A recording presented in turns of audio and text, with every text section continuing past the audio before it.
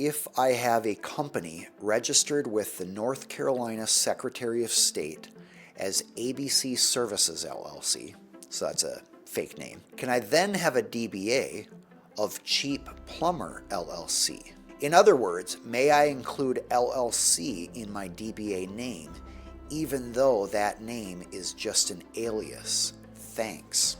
So the question here is, can a DBA include LLC in the name? So you have an LLC that might be ABC Services LLC, and then you have a DBA, and you want that DBA to say Cheap Plumber LLC, not just Cheap Plumber. This is going to vary state by state, but in general, you can have LLC included in the name. But you need to check with your state DBA laws. And by the way, DBAs go by various names. Sometimes a DBA is called a fictitious name or an assumed name or informally referred to as an alias or a nickname. But you'll want to figure out what is a DBA called in your state statutes, and then can you add LLC to the end of a DBA for an LLC. You might also wonder, can you add Corp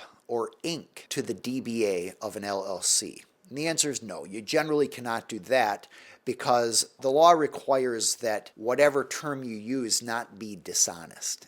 In other words, you have to be honest about the type of entity it is. You can't put Inc., which stands for corporation, on an LLC. And you can't put LLC on a corporation.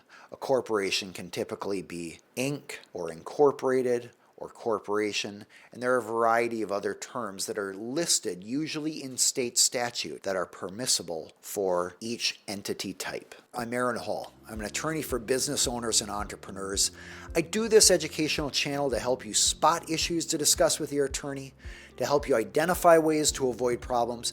But keep in mind, it's an educational channel. This is not a replacement for using an attorney who understands the law in your state, in your jurisdiction, and can take the time to understand your particular goals and concerns and exceptions that might apply to you. I'd love for you to get the exclusive free resource that we make available to subscribers. It's a list of common legal problems and how to avoid them, and then videos, educational videos, talking about how to avoid those problems in your company and set your company up for success. You can get that at aaronhall.com/free.